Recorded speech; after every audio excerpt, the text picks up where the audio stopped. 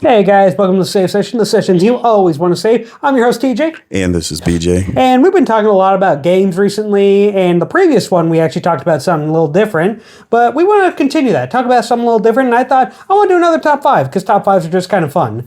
Kind of wish we did it for the 5th episode, but is what it is, and it's going to be our top 5 favorite heroes of all time. Doesn't exactly have to be superheroes, but heroes just in general. And Bruce, why don't you kick us off? What's one of your favorite heroes? I have a tattoo of it, but he's Ben Tennyson from the series. Yep, Ben 10. Ran for about 5 seasons. No, there was actually each arc in the show had about 4 to 5 seasons. Mm-hmm. The reason why I think he's like my favorite hero of all time because of the Omnitrix, not more so for him. Mm-hmm. The Omnitrix is really cool. I like the concept of it. Just like hundreds of millions of aliens just all trapped inside there. Absolutely. And the craziest part is the author actually said he hasn't. Alien X is like his 5th strongest alien. That's strongest. So there's other ones stronger that just we haven't seen. Yeah, and since unfortunately that the author met his untimely death, we will more than likely never be able to see that unless they do the reboot of the series and then just. You think he was going to bring that into his story at some point, but then unfortunately his time just came. Yeah, it was one of them things. Like if he had a chance to make another series after Omniverse, he absolutely would have, and then branch on it because the Twitter, I think his Twitter feed actually. The concept artist of all the aliens actually still produces art of them. That's cool. Yeah. But I like the Omnitrix because it's like it's a super hyper versatile weapon, and then like the whole concept of how you gain new DNA samples, and then like how it can protect the wielder of it, as shown in the episodes, such as like the ability to gain sentience if severed from the host, automatic transformation if it senses danger, the self-destruct feature, even though that part is really stupid. Or just like I always thought it was really weird how like. This is a device that has the ability to destroy the entire universe. In fact, that's what the first movie was based off of, where basically it was in a self-destruct sequence, but it had like 3 days where it was going to blow up. But the timer isn't just telling you when it's going to blow up, it's how much charge it's building up from all the different aliens. And basically, it was going to destroy the entirety of the Omnitrix was just going to be destroyed. But then there was a point in Ben 10 Alien Force, which eventually led into Ultimate Alien, where he let the Omnitrix self-destruct after 30 seconds, which of course basically was nothing more than a concussion blast. Yeah, because I'm pretty sure that like it either staggered Villy or it sent him flying, and I'm pretty sure it did both. It staggered him, and then he just grabbed the Ultimate Omnitrix and then just became that, which I like the concept of that because I love the concept of it evolving. Simulation of sending it like a million years into the future. Because I'm a fan of, Pokemon, Digimon, and I just love seeing monsters and things just like evolve and seeing like what they would become like if they had an even better form. Some of them are really cool, some of them are kind of dumb. It's crazy that they gave Wild Mutt an ultimate and all it did was change his fur, made him grow like a spine that popped out of the body and the ability to talk. Mm-hmm. We didn't need him to talk. In my opinion, because I remember I saw a clip of like him turning into Ultimate Wild Mutt for the first time. It's like you couldn't have done that before. Like all he did was like the bad guy was like this chameleon thing, and it like had this dude like in a chokehold, and his tail was like sharp and was gonna stab him. But I just remember he just turned Ultimate Wild Mutt, and all he did was run up to him and tackle him. I'm like, you couldn't have done that with just. Why did you have to go Ultimate for that? Ultimate Wild Mutt, sure, the design is cool, but did you have to do that? The concept of the Ultimates itself is really awesome, too. Just like how you said, the idea of them evolving is cool. And then and one thing that they really did was they tried to do the reverse color palette thing, and they took the standard alien, right? Like Big Chill. Yeah, and then they turned him red, but then they gave him he lost the ability to go invisible, but he gained flame ice for some reason, like ice so cold or fire so cold that it froze something, which was and then like which was tough. Echo is arguably the greatest ultimate out. He lost his ability to multiply, but now he's got these sonic disc things that he can like manipulate anyway, and they're way more powerful than than they were before. Yeah, and Like they had the power to kill Kevin. Yeah, Kevin when he was like in his corrupted form. Yeah, and I was like, ooh, and that was one of the another really underrated thing is like the moments in the show where Ben gets like hyper serious or deadly serious is like, we're not in kids show territory no more, my boy. It's kind of like the same thing when Spider-Man stops cracking jokes. It's like, ooh, okay, so When he like, starts being Spider-Man and he starts being Peter. or when he just stops talking, he's like, yeah, you're in trouble. It's like he basically turned to Iron Man from Avengers 2 when he punched Hulk, knocked a tooth out. He's like, I'm sorry. Yeah. So yeah, that's my number one. It's just a lot of. That's your number one. That's my number one. Number one. Yeah. I thought we were going from 5 to 1. I'm like, really? No, I'm starting off with Ben 10 as number one. Oh, Ben 10 number one. All right. The last episode I already said what my number 2 would be. My favorite hero. But last episode I kind of like hinted at it because it was like it's my second favorite show of all time is Ben 10, but he is my favorite hero. And yeah, honestly, I can't really think any more of that. The games are really fun. Like they were really stupid. If I play them now, I'm gonna be like, man, how did I play this as a kid? Although I can admit the best Ben 10 game, if anyone ever wants to get into it, is Vilgax Attacks. Because it actually lets you cycle through all 10 aliens. That's cool. At some point. And the comics are pretty, like, they're basically fillers. And then, like, the merchandise from Ben 10 just goes freaking crazy, bro. I can't really, like, say too much about it without being like, oh my God, I remember having some of those things. like that one watch that it was a brainstorm, but it also sounds like it's saying Green Needle. Because I remember I'm like, wait a minute, that's that watch. That's from Ben 10. And he's like, brainstorm, Green Needle. And like you can somehow hear both. See, them toys are underrated. Those watches go for like $200 now. Probably. I had one of the original ones. Like the original one where it's like the whole thing turned, but it just had like a tiny window at the bottom to where you could see what alien. And it only had like only a minute where when you pressed it, like it had a mode to like do that. Yeah, that's really cool. And like I got that from my Apple Watch too, a little thing for that. But that's enough gushing about Ben 10. We're gonna. How about you? What's one of your favorite, your number 1 and number 5? No, I like to go from number 5, and number 5 I would have to say Flash. Not just Flash. Wally West Flash. I grew up watching Justice League and Justice League Unlimited, and not a lot of people know that Wally West was actually like one of the first Flashes most people were introduced to because of that show. So like Not Barry Allen. Barry Allen actually kind of no. Barry Allen was actually kind of a little bit of a newer. I don't think he was new up until that point, but Wally West was a lot more well known. But right now, it's Barry Allen is the one that's more known. Wally West, there was Barry Allen, but then he kind of had a protege, which was Wally West, and Wally West turns out was an even faster Flash.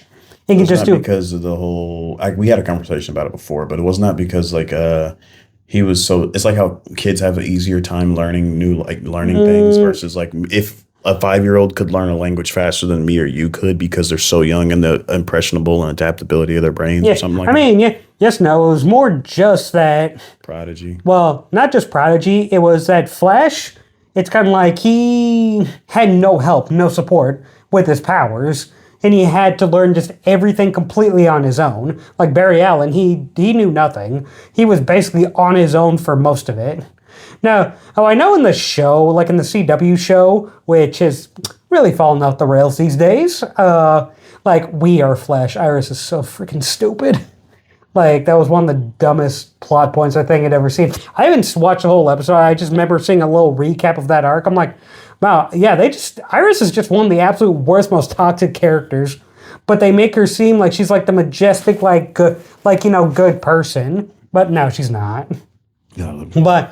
But basically, Wally West is like, it's like just one of those things. Whenever you're learning like something new, like, and you're just teaching yourself, Barry just had to teach himself. That's all he had. He could only teach himself. But then Wally West came along and Barry found him. And it's just like, well, he was able to learn more things and learn it faster because he has a teacher that's gone through the exact same thing. So now it's easier. Whenever Barry messed up, Barry beat himself up, and also it took him a little bit more time to learn from that mistake. But now he can just tell Wally, I'm like, oh yeah, by the way, whenever you're running, make sure you leave ample time to stop, because then you're going to hit that wall. Meanwhile, Barry had to hit that wall in order to realize, give myself ample opportunity to stop, which basically that's kind of the whole, probably why he had a better start to it, is because, not because he's young and because he's a protege, but because he just had that teacher to teach him, and that teacher had to learn everything by himself. So like you said in the last episode, the stars aligned. It's not like to the degree of last episode. not to the degree of last one, but yeah, it's still pretty big stars line. Who would imagine two speedsters found each other like that? You would expect them to like, one's running and be like, oh, what was that? And then one speedster hates him so much that he went back in time and gave him his powers in the show. And again, the show and the actual Ken lore is a little bit different, but that's probably where most people know it from. Okay. So, since Flash is your favorite hero, how do you feel about the DCEU's take on Flash? Terrible. I'm so upset that you were like, you were about to say something and you went... Yeah, it's just like, I can't pop off as much as I'd want to pop off about that. It's the thing is, he runs stupid. Like there's that thing where he's like, oh, don't worry, we're going to clip it. But then the CW Flash, it's just so simple. He's like, I'm like, it's that simple. It's that simple to do it. Even, I just spit in my bed. Does it look good though? Like, yes. What was it called? CW? CW? Oh, yeah, it looks fine. It looks good for it. I mean, sure, they could have if they did something similar, they could have touched up. But even then, they did something similar in Injustice 2 when it showed Flash and Reverse Flash running. And even showed the little steps and even heard kind of the squeaking of their feet as they were running. But even then, it looks fine if you just touch it up a little bit. Something like that where you see the feet hitting multiple times is fine, but then it looks like he's taking gigantic steps. Just it's just like, it looks so stupid. You look stupid doing that. What are you doing? Okay. But then his outfit though. His outfit is fine. It's just fine. And again, I do kind of prefer sometimes the heroes would go more like simplistic with it and not always look like it's armor. I don't mind if it evolves into something like armor if like the series goes along, like they're about to fight Darkseid or something like that. Yeah, like in the Justice League movie, it would make sense if he like made the suit armored then, because he was actually going into like a pretty big battle. Like in my opinion, I liked the Flash that's like the red T-shirt and the little hat. Like with the wings on it. Yeah, like I forget what his name is, but that's like one of the first original Flashes. Yeah, that outfit is low-key really cool. Me, I wasn't ever a huge fan of that. I kind of like, the kind of devil ears that he has. Maybe it would look dumb in, excuse me again, Jesus. Yeah, it would look kind of dumb in live action, kind of like it with Captain America in the first Avengers movie. He kind of had like the wings on for his suit, and it looked kind of dumb, and then they kind of reverted back to like the more militaristic design that they had for him. But for something like the Flash, because the thing is, like I said, he's not exactly a kid, but he's a young adult, and it seems like, with just fabric and cheap fabric, that's what he would create. Meanwhile, it's just like, where'd you get all this armor? That's kind of dumb. Even if Bruce helped him in the DCEU was just a mess in general, to where it's hard to criticize anything about it, mainly because nothing was really set up right, nothing was really introduced right, and it just wasn't that good or that well put together. That's why I'm hoping with that new Superman movie. I'm sorry, that new Superman movie was really good.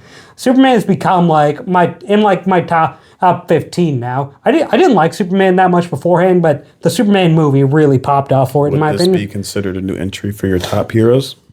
And like I said, top 15, not really in top 5. Top 5 stays the same, but mainly because Flash, and even Sonic a little bit is where I got introduced to speed powers. I don't really consider Sonic that much of a like traditional hero, hence why I didn't really put him on the list. He does a lot of good things. I don't think I think he values life, but I don't believe he's a hero. He's like more like a vigilante.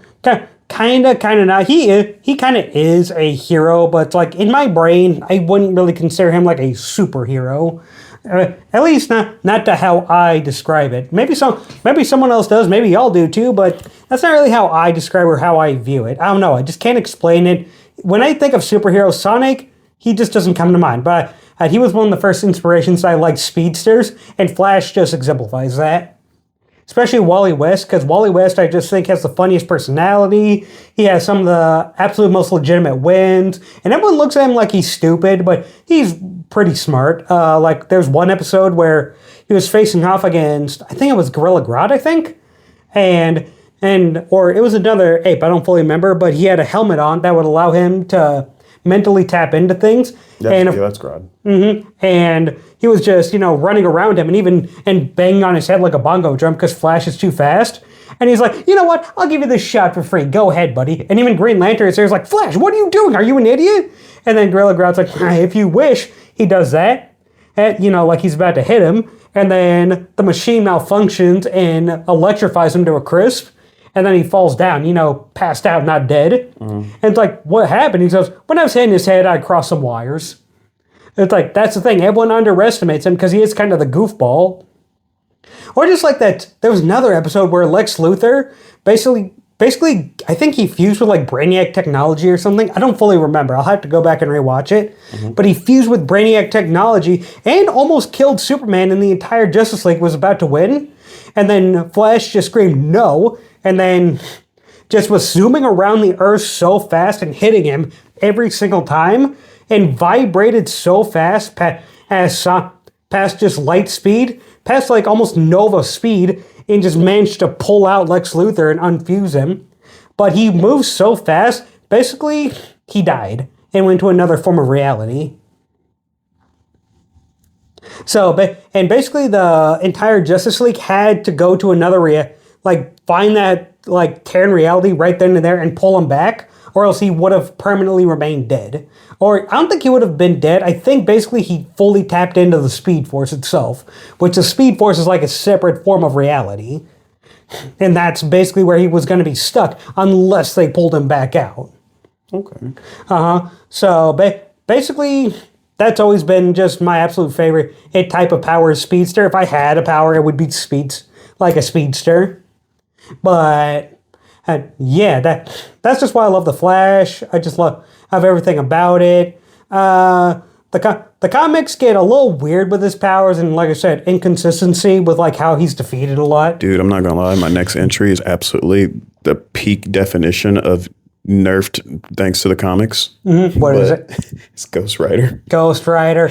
Ghost Rider is really badass. Like, I'm sorry, he just appeals to the young man in my brain that was edgy at the time. Like, oh, absolutely. Fire. He's a skeleton on fire that hunts demons down and burns people for their sins. Yeah, and can transform anything into like a skull flame version of itself. That's just so awesome. Despite the quality of the Nick Cage movies, Ghost Rider in the first movie at the very least was always the best part of it. Oh, absolutely. And then like the whole scene where he's like he jumps off of the building and does the whip around on the bike and then just and then he just goes down. Absolutely. And then like he goes into the water and then he just emerges from the water and then just rides on the water. Yeah, and then like honestly, I think that's my favorite scene, and my second favorite scene is when he's riding with the other rider. That was like the cowboy horse. What was so disappointing about that is he turned into a cowboy Ghost Rider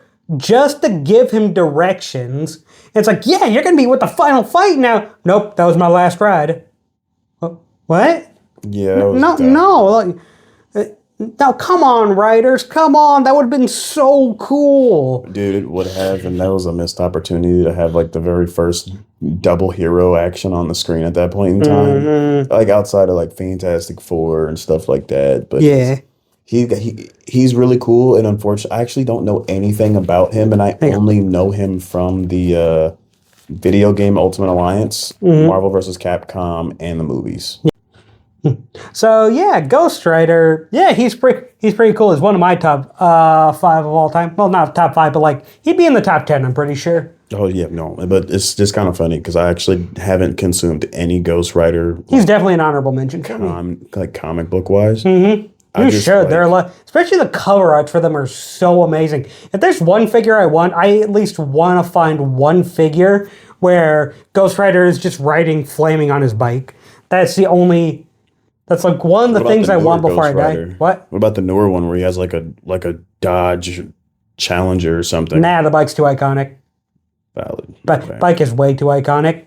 And then just to get it out the way, so that way you can do because like a lot of heroes I actually don't know too much information on outside of like video games.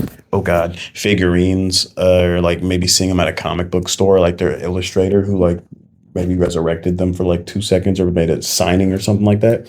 Because yeah, no, Ghost Rider is he's just cool for coolness sake, but he was absolutely nerfed because his penance stare should one shot like absolutely everybody. No, that was my favorite thing from the original Fantastic Four show is that Galactus came in and was dogging on the Fantastic Four. They're like, oh my God, what do we do? Next thing you know, a portal comes out, Ghost Rider comes in, penance stare, and then one shots Galactus. Like a man that can survive a multiversal decimation, and he's just like, nah, you ain't nothing. See, and it's funny too because in different comic iterations, his penance stare actually doesn't work on Galactus. And some of them, I choose to like the ones where it does work on him because that's just so badass. Because Galactus was down for a long while because he's consumed so many planets. He's got so much sin on him that even the amount of sin energy that he's gained that can be used against him. Yeah, Ghost Rider just had no problem knocking him down. Yeah, because like isn't I'm pretty sure he didn't kill him, but the penance stare is supposed to target the soul, right? Yeah. Yes, it targets the soul and basically targets the sin of just the sin of that person. And like even if you don't feel guilty from doing any of it, that should still be like weight on you. Because basically anytime you sin in the Marvelverse, that sin stays with you no matter what. And sure, I think it's at some points it can be, resolved or it can be taken off of you. But if you don't take the steps to do it, it follows you. And like I said, whether or not you feel guilty for it, it can still be used against you. Yeah, like it should still, even so for like Thanos should be cooked by a penance stare. Absolutely. Like Thanos. That depends with or without the Infinity Gauntlet. Because with the Infinity Gauntlet, he can absolutely just block it. Yeah, I mean, because I control obviously without it. And then like Hulk should be affected by it. Wolverine should be affected by it. Dude, what I was about to say Galvatron, and I realized that's Transformers. But I meant to say, I mean, maybe they had a crossover. Who knows? What's his Galactus is the name. I forgot it. I thought Galactus was Megatron. Galvatron. Even worse. About to put a clip right there so everyone else can laugh at the reference. But no, and then all the iconic Ultimate Alliance is really the main thing that got me into Ghost Rider too, because he had when I was playing by myself, my lineup was always Spider-Man, Deadpool, Ghost Rider, and Blade. And Spider-Man's because I like Spider-Man. Deadpool because it was like honestly I thought Deadpool was related to when I was younger. I thought Spider-Man and Deadpool were siblings. Nope. Because I just assumed that because they kind of had similar outfits. It's just Deadpool was the edgy older brother and Peter Parker was like he was like a superhero brother, not like his biological brother. He never was. Except Deadpool really does. Deadpool really loves Spider-Man because that's basically Spider-Man is kind of like the epitome of like pure innocence and someone just trying to do good, and Deadpool really likes and respects that because in Deadpool's eyes everyone's grimy, everyone's got a past, everyone's got something he can just rip on, say like you're not that good of a person, get the fuck out of here. But he really likes and respects Spider-Man because he's just a dude just trying to do good, even if it harms himself. He's just trying to do something good. Yeah, that is actually quite crazy. Respectful. Speaking of which, I do remember there was, if I remember this right, there was a time where Ghost Rider and Spider-Man fought. You know what he did? He did the penance stare on Spider-Man. And you know what happened to Spider-Man? Nothing. He just got flinched for a little bit. He's like, what happened? Then Ghost Rider stopped fighting, went up to him, just hugged him, and then just walked away. I'm like, that's badass. That is awesome. He's just like, you know what? Nah, I've seen your soul. You're not a bad guy. You're an amazing guy. Yeah. But then, all right. So then for my number 4, it would have to be Hulk. Okay. Because Hulk, so I have to ask so many questions. I love Hulk. I love everything about him, especially World Breaker Hulk, where he turns into like this big green giant that oozes radiation. Like, it's just so badass. I was actually about to ask you, how do you feel about World Breaker Hulk? World Breaker Hulk, he is so goddamn awesome. He's so cool. Just being so angry, that basically he breaks all of reality. He breaks all of everything. He even has multiple personalities aside from just angry. That's what they kind of tried to do in the MCU with, Smart Hulk. But yeah, we'll get to that. MCU Hulk just, oh my God. No, bro, I'm sorry. MCU Hulk, his best scenes was the very first one, and then the one where he spits his tooth out and looks at Tony in the Hulk break. No, he had a lot of cool scenes early on, at least like Ragnarok and before. Like, Hulk had some amazing scenes, like when they had that giant space whale coming at them, and Captain America's like, buddy, it would be a really nice time for you to get angry. He's like, that's my secret, Cap. I'm always angry.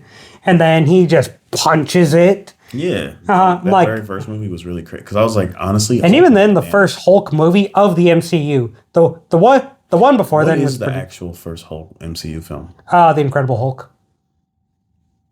Like the old one where he actually like got bigger, the angrier he got, or the one where he was fighting Abomination. The one he was fighting Abomination, and then he put the cars on his fist like boxing gloves. They stole that from an Xbox game, dog. I don't care. That's badass. Ultimate Destruction, best Hulk game of all time. I saw a YouTube video recently that has said that's actually one of the greatest superhero games of all time. One of them, not the greatest. Yeah, it was so bad. I haven't played a lot of Hulk games. I kind of want to. Hulk is one of the easiest characters just to make badass and to make really cool. So how the MCU keeps just screwing him up just makes me unbelievably mad. So how do you feel about the Red Hulk basically being like a reintroduction of the Hulk? Because Red Hulk is a thing in the comics, and it's nothing like in the MCU. I mean, it's kind of like in the MCU, but not really. Because that was Captain America, A Brave New World, which it's a movie I forget about because it feels like a nothing burger of a movie. Because I'm sorry, what is a nothing burger? Nothing burger, it's like basically when you're basically given a burger and then basically like, oh, you just gave me 2 buns. There's like no patty here, there's no nothing, there's no condiments, nothing. A nothing burger. Oh, I thought you meant like it was a super plain. Because I was like, I take offense to that because I like plain cheeseburgers. No, nothing. I mean, some people take it as that, but I'm like, I like plain cheeseburgers too. So that's why I also don't really identify with that. I identify with the fact that it's just... You're eating air. Yeah, you're basically almost eating air. It's like, this is just a nothing burger. There's like nothing here. Bun water. Like, basically the whole plot of the movie was that this guy helped create, help work on, if I may remember the movie right, this guy was helping, Harrison Ford's character who was the president, and he was helping him through, some sort of treatment because, I don't know, he got exposed to gamma as well, and, he took pills that helped it, but it turns out it wasn't helping it. It was destroying the energy deep down, and then once Sam, basically the new Captain America, which I do not mind that they made him Captain America. I do not mind. I mind that they put him in an absolute shit story. That's what I mind. Also that he's not even the star of his own film. Yeah, he barely feels like a star. He just feels like things are happening. He's like, oh, I'm here. It's like, oh, we're going over here now. I'm over here now. And then they even got the dude who played Gus and also Moff Gideon. That dude, I forget his name, and also the director. I actually met him in real life. He's really cool. I know, right? Jakestown, Minnesota. He's really cool, and also he played the director for The Boys. I keep forgetting his name. I do too, but I know who you're talking about. Yeah, he plays Gus from Breaking Bad. That's the one I know. He's also the main villain in Far Cry, one of the Far Cry games. Far Cry 6, yeah. And then they got him in the movie. I'm like, oh, if they got him in the movie, this movie's about to bust. This movie's about to be one of the greatest of all time. You know how long he's in it? Less than 2 minutes. I was going to say 5. Less than 2. Like, he's barely in the movie. And the most thing he does, he goes around a car looking for Captain America to shoot, and Sam just, boosh, hits him into a car. He's like, undefeated. And then they go back to him like, why were you doing this? And he gives up a location because, hey, him and like the secret society were just, trying to take down the government because there were like more super soldiers. And it was just like a gigantic, just like plot twist after plot hole after plot twist after plot hole. Because the whole thing is all of them are racing to go to like, at the end of the Eternals, a Celestial was being born, but the Eternals stopped it from fully forming. But of course, finally we're getting back to that, and everyone's trying to get in there because they discovered a new rare material, adamantium, which they kind of retconned how adamantium works now. Because adamantium was basically, if I remember right, it was basically trying to be like the man-made vibranium. Yeah.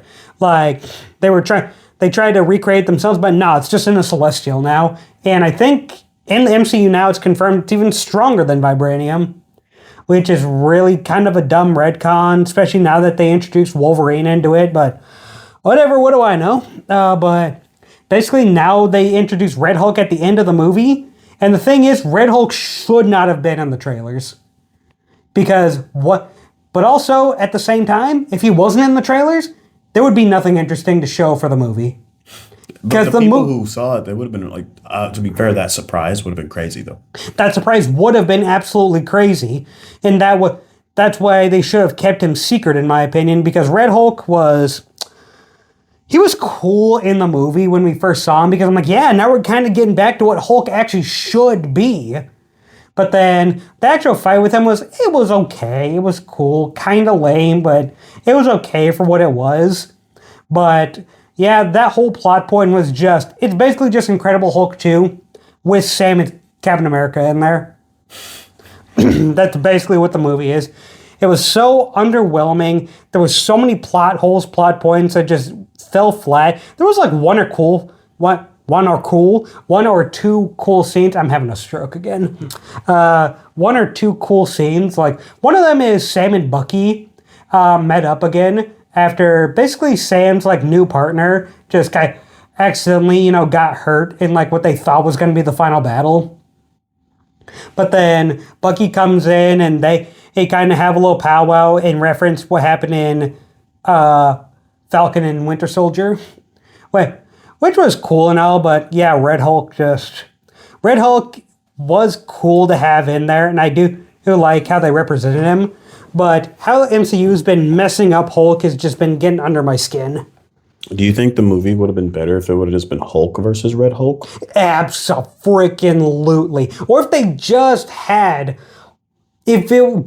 Universal wasn't just such a freaking pansy and actually gave them the rights to make another Hulk movie. And yeah, Hulk versus Red Hulk was going to be the finale of it. And it leads into Worldbreaker. It could have even been called Incredible Hulk 2 Worldbreaker or something like that, where it just showed them go head to head. And even then reverted Hulk, like even shows Hulk come back out, where maybe it shows like, Bruce Banner, who's Smart Hulk now, basically had to let Hulk back out and had to go even angrier to save the world.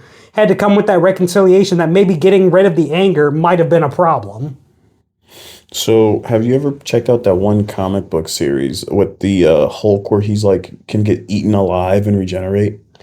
He can just do that in general. He has a crazy regeneration factor. It's not as good as like Wolverine's, but it can... The Immortal Hulk, that's the name of it. Yeah, I do know about that. That one is insane. I haven't seen much of it, but I have seen a little bit of it. I'll have to hop back on that. But I know Hulk already has a regeneration factor. It can't heal like Wolverine's, but it can get very much drained and overpowered. It's one of those healing factors that wears down over time. Yeah, I think Immortal Hulk fixed that. Because, he gets decimated. And just basically invincible levels of, fucked up. Yeah. Yeah. By things that have no reason doing that to him, low key. But it's like, that'd be like equivalent of if he got cut in half, blown to smithereens, and them smithereens evaporated, and he just reconstructs. Mm-hmm. It's like, and I mean, like that does sound cool, kind of like a homunculus from Full Metal Alchemist. Just hey, I'm back now. So like I think one of the very first moments in the comic, and I could be wrong, is he gets eaten alive, and then he just regenerates from it. And I mean, to the bone, no flesh, just bone. Like, there's probably like a little bit of flesh, but it's like torn to shreds. Mm-hmm. And all of it just. I don't think the comic book made that sound, but I think you added that. Yeah, the sound. I can hear the sound of like. That's like the cool thing about my brain. You could just hear the mushiness of everything, and hear the. As it comes back, like, yeah, it's like, and then the arms. It's just that was fun. I ain't gonna lie, that was cool. We should do sound effect for you. We could do sound effect. Hey, I've always kind of wanted to be a little bit of a voice actor, but that's a side from the point. That'd be really cool. Side hustle. Another side for like indie projects. You can do it for free. Maybe. All right, but you're number 3. Let's get this rolling. My number 3, my personal hero is Naruto Uzumaki because. I was a kid, and like Naruto was the believe it's the you can do it. You can do it, believe it. Even if all you do is screw up, you can still do it. Yeah, pretty much. It's like very positive affirmation. I haven't finished watching Naruto, but him versus Neji was the ultimate. Like Neji is like almost kind of like of the very serious, like almost Iron Fist. Like I take everything serious, and you're nothing but a joke, and I can always defeat you 9 times out of 10, and that. 9 times out of 10. In fact, I'll even be confident and say 10 out of 10. And then Naruto comes out from the ground. It's like, hey, make that 10 out of 11 times. And this is the 11th. Honestly. And then it was this, the whole speech he gave Neji. He was just like, Neji was like, oh, no, I'm destined to do this because our life is destined to go one way and one way only. And Naruto's like, nah, bro. I'm choosing how my destiny plays out. Yeah, he's just like, nah, man, you're a certified yapper. Bah! Pretty much, and not to mention, just like some of the fights were cool. The talk no jutsu speeches were cool. The music. I thought him versus Gaara was really cool because he summoned that frog dude. They try to grab him, but the frog's too slippery. He goes, I need something, that can and help me latch on. Naruto's like, I got an idea. He goes, all right, kid, well, get ready for it. He gets ready, then he turns him into a nine-tailed fox. I wish the entire crowd of everyone who had ever said he wasn't going to be shit was there and saw him pull off that feat. Because, like, to be fair, though, everybody, like, the people who weren't panicking from being the sudden attack on the village, they could have saw that. Yeah. Because they're massive. I just wish I would have saw everyone's reaction. It was like, oh my God, he actually did it. Like, holy God. I feel like everybody would be freaking out. Because, like, oh my God, the Ninetales is back. And just for him to disappear and turn back into a toad. Because, like, I always questioned, did he transform him and Gamabunta into the actual Ninetales? I don't think he actually did. Because basically what that is, it's kind of like the equivalent to Shao Clone Jutsu, but at the transformation. Basically, you get some of the attributes of it, but I don't think you get the full power of it. I'm not saying if he got the full power. Because if you had the full power of the Nine-Tailed Fox right there, it would have been over a lot faster. Good point. Because as we saw from the Pain fight, if you did see it, Eight Tails was decimating things. Mm-hmm. I didn't see that. Was that Shippuden or was that still Naruto? It was in Shippuden. I haven't seen a lick of Shippuden. Well, I'm gonna tell you right now, Shippuden go. I wanna watch it, but I can't really find anywhere to watch it. It's on Netflix. Is it? Yes. The only thing I could find were like some movies. Okay. Because I was like, if it's not on Netflix, I've tried Hulu too. But I also want to try and finish Naruto, but I'm at the part where Sasuke got kidnapped, and every episode is like... The Sasuke retrieval arc? Yeah. Or like the filler? Afterwards. Oh, no, you can skip all of it. Like, that's like 3 seasons, because I skipped forward 3 seasons, and it started the same way. Like, can I go look for Sasuke? No, but I want to look for Sasuke. No, go do this mission. No, I'm looking for Sasuke. Go do this mission, then we can look for Sasuke. Fine. He goes and does the mission, and then that arc ends, comes back. Okay, so can I look for Sasuke? No, go do this other mission. And it just keeps going like that. Yeah, no, dude. You can absolutely skip all. Just play the last episode because the last episode is the actual episode, unfortunately. Mm-hmm. Bad Sam's like, I like Naruto, but I'm sorry. all that filler was not enough, especially because he doesn't really show him learning anything new. He doesn't. Exactly. The funniest thing about the time skip from Naruto to Shippuden, all he learns how to do is control the nine-tailed chakra. Yeah, that's actually something crazy I saw. That all he learned how to, like, he uses the same techniques throughout basically the entire show. Like he knows how to do substitute, transformation, sexy, and Rasengan. Yes. And those are like the 4 or 5 that he sticks with throughout the entire thing. Yeah, and then when he just gets when he learns Sage Mode, he adds that to the arsenal. Yeah, basically he just gets better at throwing hands. Pretty much. But then again, Goku, all he does is Kamehameha and Solar Flare. And Spirit Bomb. That's basically all he ever does. Which never works, by the way. It worked once. Out of... That's my favorite abridged scene, where it's like, I'm going to use a Spirit Bomb. No, come on, give me one good reason. I'll give you 3. Used it on me, didn't work. Used it on Frieza, didn't work. And you didn't even bother using it on Cell. Oh yeah, because I knew it wouldn't work. There's a theory that the games even back up that Cell could use the Spirit Bomb. Probably. That's also probably another reason why maybe he didn't want to use it. Mainly because, like, if he uses it, Cell survives, then Cell uses it himself. Oh, you're cooked. But then again, it says it doesn't hurt anyone that doesn't have Pure of Heart, unless they retcon that too. Nah, they didn't. Because, like... Then how did it hurt Goku in the Tournament of Power? It's still a massive energy. The physical But then he told Gohan at the beginning that that as long as he doesn't have any evil in his heart, he'll be okay. Yeah, but the Super Saiyan transformation inflicts the evil into the heart. So, like, just going... And then, because he's Super Saiyan Blue when he did it. So, yes, he's calm, but the initial form of every form of Super Saiyan itself is induced from rage. Fascinating. Anyway, Dragon Ball inconsistency aside, we're talking about Naruto. No, it was just that. And then it's like the video games are crazy. Like... I remember I had the one with the Wii. Fact. Clash of Ninjas, I think is what it was called, I think. Clash of Ninjas. I'm going to show y'all how Me and my cousin crazy used to play that all the time. Except it was inconsistent inconsistent because the way you fought is you had to swing it. So look, bam. This is signed by the voice actor of Naruto. If y'all can see that. There you go. And then... Oh, that's cool. Got the coolest form. Known to man. Kinda, not really. And then I got a whole statue signed as well. I got the PS2's games, the Wii games. Got manga. That's very nice. What's this for? Oh, this is the Storm series 1 through 4. For what? Naruto. For PlayStation. There you go. And look, check it out. She even signed... Oh, PS4. All right. Yeah. So you get Storm 1, 2, 3, and 4 with a little DVD Oh, she didn't sign the special. actual disc. She just signed the... No, but she did sign the Naruto figurine up there holding the Rasengan. That's awesome. So it was like, yeah, no, we're about that action, unfortunately. But yeah, Naruto's just crazy cool because it was just like, he's not really like a superhero, but he was still like... Yeah, he wouldn't fit my definition, but your definition of hero can be something different. Yeah, like he's just like my personal hero for a young age because I was excited to watch Naruto. Like me and my cousin every Saturday. I kept trying to watch it, but then what would happen is like I didn't watch it religiously. So next thing I know is they would have 2 episodes where barely anything happens, and like they were at the like it started off. He was at the academy, and I'm just like he's taking his entrance exam. It's like, I'll watch 2 episodes. I didn't watch it religiously. I didn't come back the next day and rewatch it.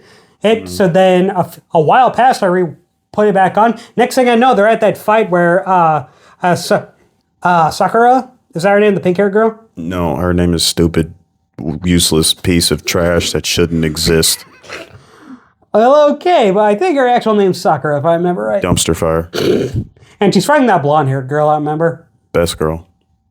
If you can stay on topic here, that'd be great. I'm sorry, the hate for Sakura is real because she's a piece of trash human being. I don't care if she's the strongest hand-to-hand combatant or best medical ninja in the show. You can at me. I will find you. Maybe not. But anyway, I just remember seeing that fight with them during like their like initial exam thing, and it went on for too long. She had possessed by that one girl's hair, and then I remember or I stopped watching again for a little bit, and then not the original, like the Chunin exams from yeah, the first one. and oh yeah, because she used mind transfer jutsu on Sakura, and she was going to try to make her forfeit, but then she punched herself in the face, and they knocked each other out. and then I remember seeing the beginning of Neji versus Naruto. I'm like, where did we get here? It feels like I'm skipping. And then I stopped watching again, and then it goes to Naruto looking at Gaara while he's got like while he's turned into that monster, whatever it's called. Shikaku. Yeah. So basically, that's how I viewed it. That's why I never watched it, and that's why I'm trying to rewatch it a little bit. If it makes you feel any better, like after Sakura and Ino, they just speed through the rest of them because the rest didn't matter. Yeah. I think it was the only other fight after that was Tamari versus Tenten, and she lost off screen. Yeah. No, I went back and I rewatched. I told you I got to the Sasuke arc to where. No. I was saying like you didn't miss anything in the Chunin exam. That's what I meant. Yeah. I know I didn't because I went back and rewatched it. Oh. I told you I got to the Sasuke. Do you listen when I speak? Sometimes. Am I a pet cell? Is any of this real? Am I just talking to the wall? Am I talking to my pet goldfish that's secretly dead? My nephew killed mine. My number 3. My number 3 is obviously it's a little bit of a contention with this one, but my number 3 is Iron Man, specifically MCU Iron Man, because no matter what, he's just the GOAT. No matter what. Okay. So I have that to ask Iron Man in the comics, I don't actually think Iron Man is that cool, but Robert Downey Jr. as Iron Man absolutely pops off. No, comic Iron Man is garbage. Like Sakura level garbage. I would never go that far. I just don't think. You see, for me, the introduction for Iron Man, he wasn't my introduction to Iron Man. I kind of knew about Iron Man beforehand. But then Robert Downey Jr. coming in as Iron Man, and he has, in my opinion, the absolute best arc in the MCU, period. Like, better than absolutely everyone, because he actually has a full gigantic arc. He was kind of a douchebag that didn't care about anything, sold weapons, found out his weapons were hurting people, which if you're a weapons dealer, it's kind of ignorant for you not to think that the enemy might steal your weapons. It's kind of ignorant of you to think they might not. But then he decides to go full 180, makes the Iron Man suit to escape, and then he became the GOAT of all time, mainly because Ironheart kind of does irritate me a little bit. I haven't seen the full series. Don't. But then, what irritated me the most about it, I'm sure it's fine for what it is, but what she said at the beginning really irritated me, because she said, do you think Tony Stark would be Iron Man if he wasn't a billionaire? No shade. And it's just like, you realize the moment he became Iron Man, you remember when that was? It was when he was trapped in that cave. He built this one from scraps. No, in a cave. No, basically that whole plot was like they had an arc reactor there. It was gigantic. Arc reactor already existed, but Iron Man basically rebuilt an arc reactor for his chest to keep away the shrapnel. He did that in a cave full of scraps, and that's, like you said, that scene where the dude wanted the top scientists to just recreate what he did, and he's just like, it's just fundamentally impossible, and that's when he said, Tony Stark was able to do this in a cave with a bunch of scraps, and it's like, yeah, he did that in a cave, bunch of scraps, no help aside from that one helper dude that had helped him build the suit. Rest in peace. Like, that is the only help he got. The rest was from his own brain. Built the arc reactor so it would keep the shrapnel away and act as a battery. Battery for what? The very first scrap Iron Man suit. Mark 1. That is the absolute moment he became Iron Man. Not when he made the new suit with his billions, not when he upgraded. That is the moment he became Iron Man. No money, no help, just his wits and his will to escape and fix his wrongs. And Black Sabbath.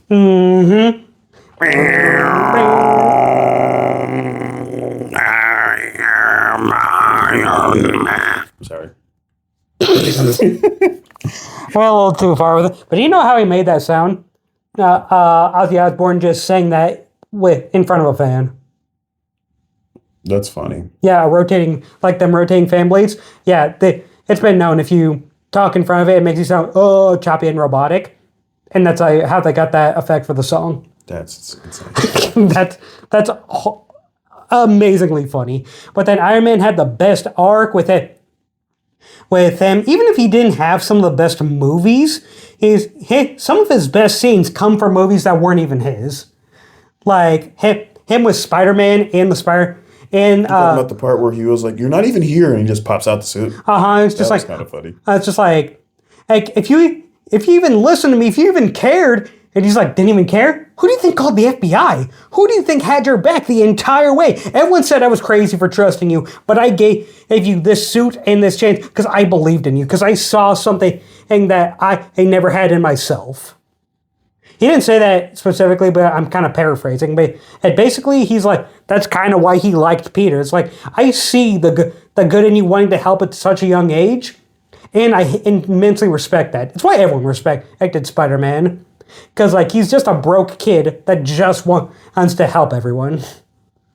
So, there's that. And his absolute sacrifice at the end was amazing. Thanos, I am inevitable. Gunk. What? And he goes, and I am Iron Man. Bunk. And he's just like, yeah, bet you thought. You're inevitable, but I'm inevitably Iron Man. No, you still went. I mean, I think they edited that to where like his finger does stay up for a little bit after the scene, and like someone caught the freeze frame of him just flipping him off. That's amazing. Marvel Rivals did that scene super crazy good justice because they have the whole suit and everything, and like if you get MVP with that Iron Man, he's over here just like. That just was the absolute best Iron Man, best everything. I just love Robert Downey Jr. because of that character and because of everything. I don't care about anything else. He absolutely nailed the character, and I'm kind of glad they're not bringing him back. They're bringing him back as Dr. Doom, which we'll see. No, excuse me. We'll see how that plays out. Same mask, different suit. I think that's what he said, right? Maybe I don't think so. I think it is going to be him. My theory is that it's going to be Iron Man from another reality. Like, Bro, I'm so tired of multiverses, though. I'm not going to hold you. I mean, that's just how the MCU is running now, and yeah, it's getting a little bummed. Well, it's not because of the MCU. It's how everyone's copying it. Yeah. Basically, it's like, if it's good, then I don't mind it, but Marvel's is kind of all over the place. But anyway, what's your number 3? No, I said my number 3. Did you? I think so. Who did I say? I said Ben 10. Naruto. Oh, dang. I guess I am on 3. Yes. Oh, well, if it's not obvious, given all the Spider-Man stuff in the room, Spider-Man would be my number 3. I mean, I even have Really? Not number 1? No. Honestly, it's so... You want to know a fun fact? What's up? Spider-Man was going to be my number 2. That's crazy. The only reason Spider-Man isn't my number 1 is because I authentically can say, like, I like Spider-Man because what he stands for, not for, like, his comics at all. Because I honestly haven't read any of his comics. I have more Miles Morales' comics because I got one for my birthday. And that's the only comic I've like, I watched the YouTube videos. In my opinion, the Miles Comic Morales Explains. suit. The Miles Morales movies are the best movies, in my opinion. The Spider-Verse ones? Yes. Those are the best movies, in my opinion, though I can see why some people might like the other ones. But I just think the Miles Morales ones are just a little bit more consistent. If the third film comes out and it's actually If it ever comes out. That will be argued. If it's good, too, that's the actual best, one of the best superhero trilogies of all time. Hopefully they don't screw it up. And then like some lazy dumb writing or something. And then I saw a YouTube video that actually agreed with me, but they also said the Batman Returns. That one, that's like the Spider-Man Into the Spider-Verse and the Batman Return films, the two greatest superhero. You mean The Dark Knight? Yeah. That's not Batman Returns. Batman Returns is his own separate movie. Oh, it's like the one that's basically the second. One with Christian Bale. Yep, that's it. It's Batman Begins, Dark Knight Rises. Yeah, so that trilogy and Into the Spider-Verse are the two greatest superhero trilogies of all time. I don't really agree with the Dark Knight ones because I think Dark Knight is one of the best superheroes ever made. I'm actually not a big fan of the Dark Knight Rises anymore. That's valid. I thought it was made well, but I thought kind of the story was like, why are we going back to Ra's al Ghul? And why, like, hey, I get why Joker can't be back because, Heath Ledger, rest in peace.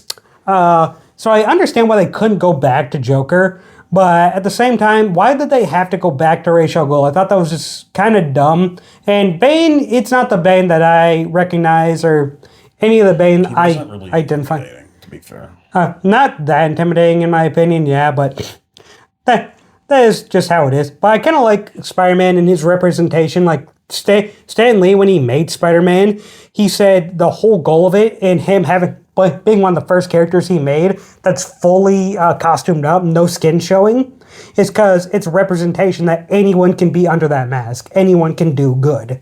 Yeah. Even if you got like Fantastic Four, they're rich. Everyone loves them. And everyone knows they're big in notoriety. They have a lot of money. Everyone knows their real names. Spider-Man, no one knows who Spider-Man is. But Spider-Man is just a guy trying to do good. And Spider-Man can just be someone just trying to do good. But then... That's like, sorry. That's like, honestly, the main appeal. Because, like, for me, the reason why he isn't 2 or 1 is, unfortunately, because of the video game, Spider-Man 2. Honestly, those video games, gameplay-wise, I think they are some of the funniest to actually control. Oh, no, absolutely. Like, he is the funnest superhero to control. Just zipping around, web hanging, spitting webs. Punch him if you want. Use a gadget to web him up. Use a gadget to punch him. Just like, he's one of the absolute funnest with how agile he is. He's one of the funnest and fastest to control. No, absolutely. I agree with you on that too. Because then like with the whole notion of anyone can be Spider-Man, I was like, oh no, that's 100% why he's even on top 5 list for sure. Because like after this, I'm not gonna lie, my list is downhill from here. Like I only like them because they look cool or like shows. Because I'm gonna be real with you, I don't know a single thing about Kyle Reiner, but he is so cool to me. And he's a Green Lantern. And then Static Shock, I know he's bottom feeder. Don't care it don't matter if that's your favorite. That's your favorite. It's like what he did for the community, and ironically, Black History Month and Static Shock. It's like.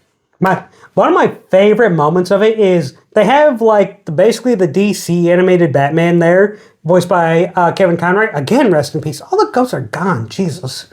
But had Kevin Conroy, a Batman, like in that series, and he was helping him take down the Joker, and Joker's like his defeat. He's like, Batman, please help me. And he had a joy buzzer, like one of them electric joy buzzers on, and he grabbed a hand and he felt the, buzzer go off like he was shocking someone. He was like, then he's like, gotcha. And then he looks up and it's not Batman, it's Static Shock. And he's like, hey, that's cool. Let me try. Then he shocks him back and Batman's like, not bad. And I'm like, that is kind of the greatest of just like, yeah, you thought. Yeah, I know. That's why I was like, it's just little things about him. Like, yeah, sit your dumb ass down. He's like... Static is just cool because it was like that's another part of the reason like I'm trying to. I didn't watch a lot of Static Shock episodes. The only thing I never liked about him is every other episode he would lose his powers. Like every other episode. Yeah. And it was just kind of dumb. Like I watched like 3 episodes because I was trying to watch it more, and all of them ended with in some way he lost his powers.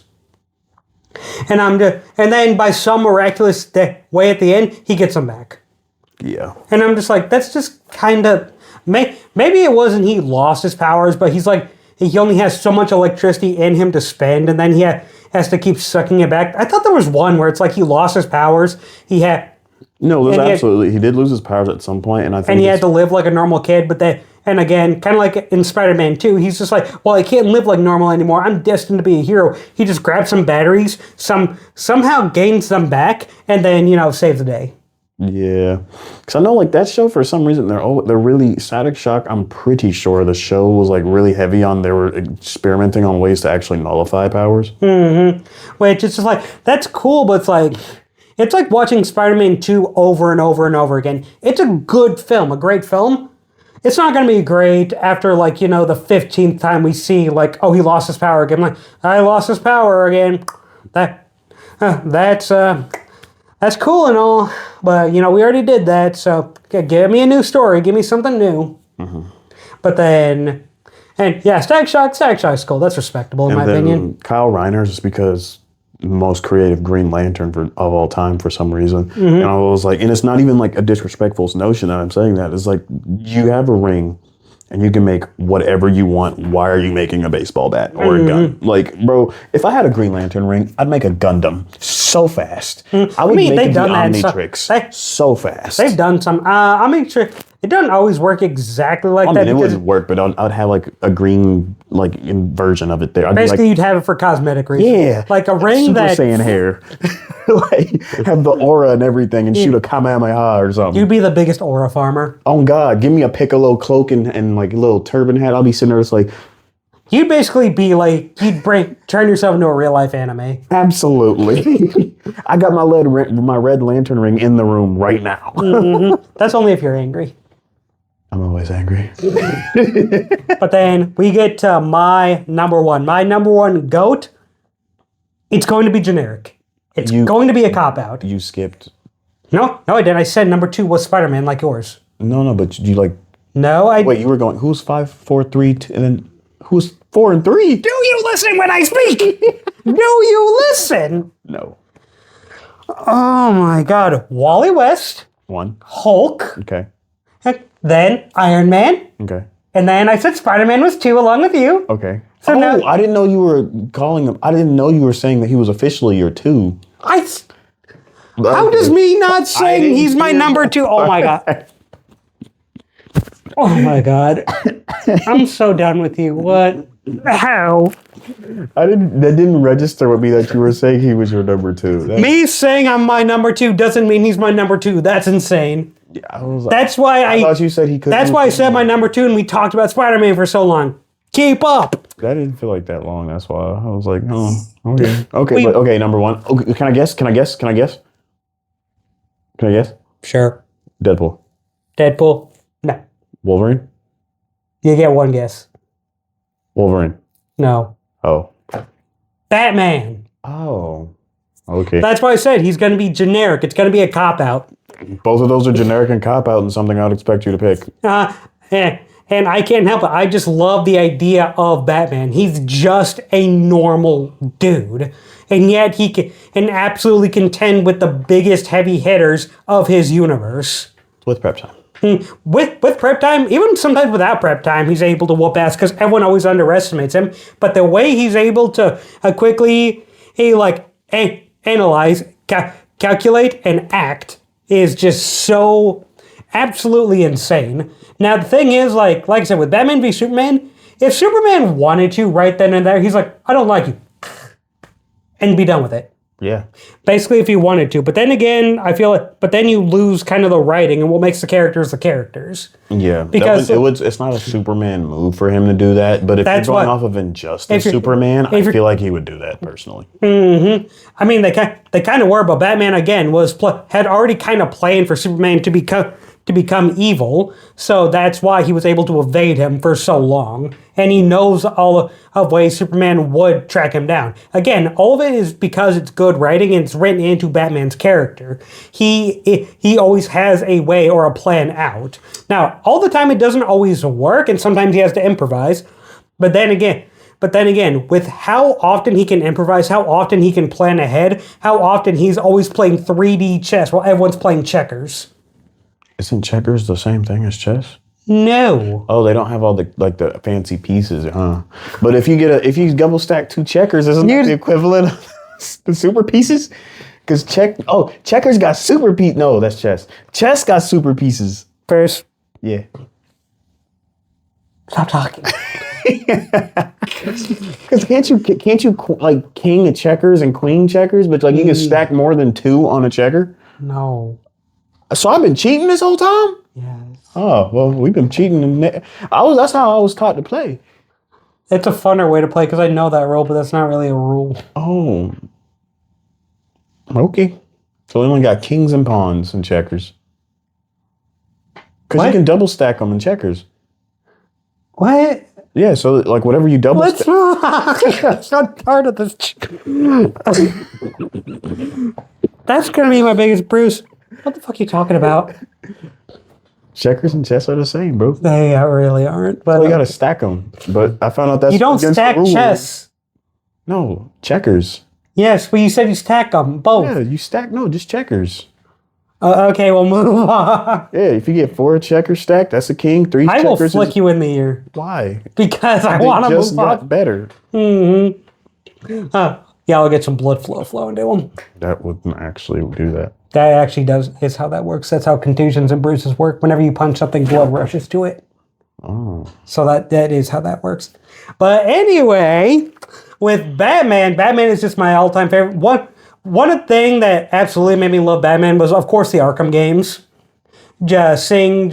Especially there was a special with Justice League where it showed. Would you argue that the Arkham trilogy is better than the Christian Bale trilogy? Yes. Okay. And personally, my opinion, yes. They're like a lot more of people enjoyable, and I think they more represent all of Batman, his feats and his capabilities. And then, what was I saying? Oh yeah, there was an episode of Batman, the animated series. Well, it was a special with Batman and Superman. And Superman was trying to find Lois Lane because Joker kidnapped him. And Batman's like, yeah, you need to be careful with the Joker. He's like, he's just a clown, dude. I don't believe you. Oh, and then he's like, no, dude, you need to be careful. He's like, Batman, screw off. I'm finding Lois. Only to find out that he underestimated Joker, and Joker has some, because he's just a normal human too, he has some of the same planning ability to trap even the strongest of foes and tongue his way out of any situation, to where even he's one of the most dangerous supervillains of all time, because basically he had a kryptonite trap waiting for Superman, and Batman had to come in and save him. And also he had something that was going to kill Lois. Isn't that the Injustice the plot line? No. Well, no, because that sounds exactly the same way, like how. No, because in that Joker. story-wise it kind of makes sense, but he didn't trap him with any kryptonite. He injected him with fear toxin, which caused Superman to kill Lois because he saw Lois as Darkseid. Not Darkseid, Doomsday. Okay. And so he was fighting him at full capacity, thinking he's Doomsday, and thinking like there's no way he'd actually kill him, so I got to bring him into space and try and fling him somewhere, only for it to wear off and see that it's Lois. And Lois, she had basically something attached to her heart, to where if it when her heart stopped pumping, it would set off a nuke in Metropolis. And of course that made Superman kind of mad. And of course Batman had to be there to kind of help stop him, but he helped him by basically bringing over another multiverse to stop him. To be fair, I didn't like that plot in Injustice, but the second one was, oh my god, amazing. Like, that perfectly, in my opinion, also represents just Batman, his plans, and also the choice to either go with Batman or go with Superman. Like, Batman, I just absolutely love that, especially the Batman movie with Robert Pattinson, where he says he can't be everywhere at once, so basically he made himself the shadows.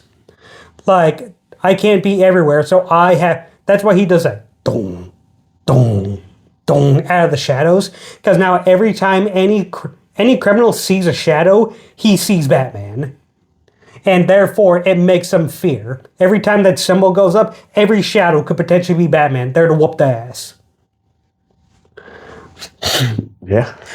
He's beaten Darkseid. He's beaten Superman. He's beaten everyone. He's had a suit called the Hellbat, and I think is what it's called, basically gifted to him and made and constructed by every member of the Justice League, and did a one-man stand against Darkseid and his army to save his son. Batman is just the absolute, in my opinion, coolest and just most amazing superhero to me, because he's just human, and it's nothing but, basically he's the superhero version of John Wick. He is a man of focus and pure fucking will. Definitely. Insane.